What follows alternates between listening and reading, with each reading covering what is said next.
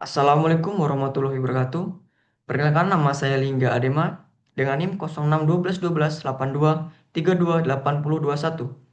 Di sini saya akan sedikit menjelaskan bagaimana proses pembuatan cetakan dalam proses sandcasting guna memenuhi mata kuliah proses pengecoran logam dengan dosen pengampu Bapak Anugrah Agung Ramadan dengan judul proses manufaktur sandcasting cetakan dalam proses pengecoran logam. Di dalam pengecoran logam terdapat dua jenis cetakan. Yang pertama yaitu cetakan sekali pakai atau biasa disebut dengan expandable mold.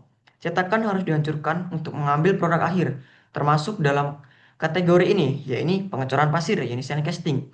Yang kedua yaitu cetakan permanen yaitu permanent mold. Cetakan terbuat dari logam dan dapat dipakai berkali-kali. Biasanya digunakan untuk produksi massal. Contohnya yaitu die casting.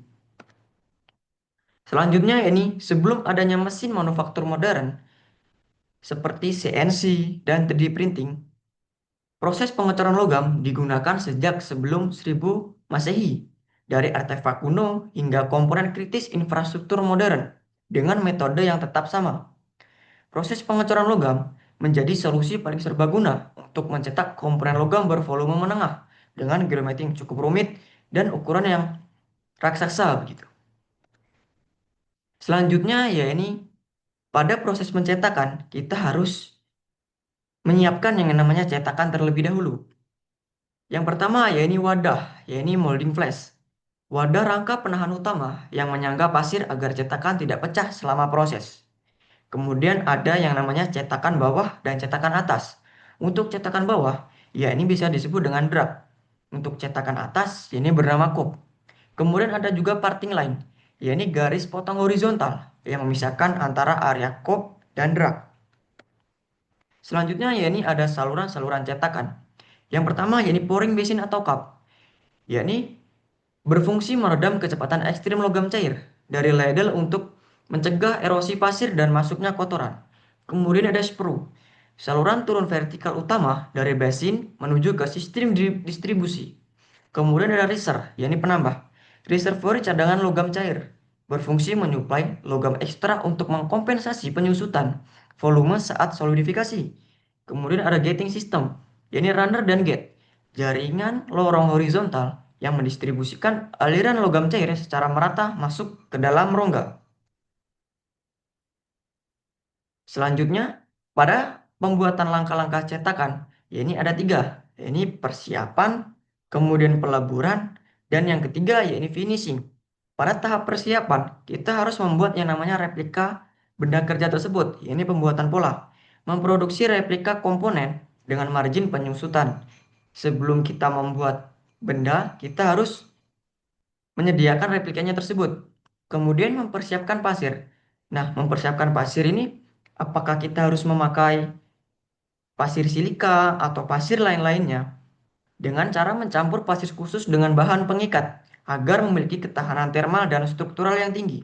Setelah pasir kita siapkan, kemudian replika sudah kita siapkan juga cetakan tersebut. Ada yang kop dan drag tersebut yang sudah saya jelaskan tadi. Setelah sudah dicetak, kemudian pemadatan dan pemasangan core.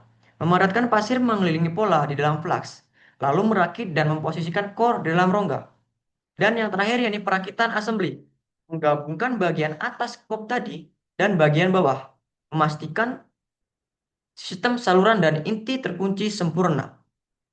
Setelah tahap persiapan ini sudah selesai, kemudian selanjutnya untuk eksekusi termal, peleburan dan penuangan. Logam padat dileburkan dalam tungku dengan suhu ekstrim. Logam cair yang kita inginkan kita cairkan dengan suhu tertentu. Logam cair dituangkan melalui pouring basin, mengalir deras secara gravitasi, mengisi seluruh rongga cetakan dan menyelimuti core. Kemudian ada solidifikasi dan riser dinamik. Logam cair perlahan melepas panas ke media pasir. Saat menyusut karena memadat, cadangan cairan dari saluran riser tersedot turun, mencegah terbentuknya rongga udara. Setelah eksekusi termal tadi sudah selesai, kemudian yang terakhir tahapan finishing atau penyelesaian. Setelah cetakan tadi dan benda kerja sudah dingin, kita tahap pembongkaran atau shake out. Cetakan pasir dihancurkan seluruhnya secara mekanis untuk mengambil komponen logam kasar tadi. Setelah kita ambil, kemudian kita potong saluran saluran tadi seperti sisa logam beku dari saluran masuk dan saluran penambah dipotong dari komponen utama. Kemudian yang ketiga yakni pembersihan dan finishing, menghilangkan kerak dan sisa pasir melalui proses gerinda ataupun proses pemesinan menggunakan mesin-mesin bubut. Dan yang terakhir yakni inspeksi QC, verifikasi ketat terhadap cacat tersembunyi seperti porositas dan toleransi geometri. Oke, mungkin itu saja yang bisa saya sampaikan dalam proses langkah-langkah pembuatan cetakan. Untuk kesimpulannya, dalam langkah-langkah pembuatan cetakan dalam ini ada tiga. Yang pertama yakni persiapan, eksekusi thermal, dan finishing. Di dalam persiapan yakni pembuatan pola yakni replikanya, siapkan pasirnya, kemudian pembuatan cetakan, kemudian kita gabungkan copy and drag tadi, dan eksekusi thermal yakni peleburan dan penuangan, dan terakhir yakni penyelesaian atau finishing dari benda kerja yang sudah kita cetak tadi untuk memenuhi QC-nya tadi. Mungkin itu saja yang bisa dapat saya sampaikan. Saya akhiri. Wassalamualaikum warahmatullahi wabarakatuh.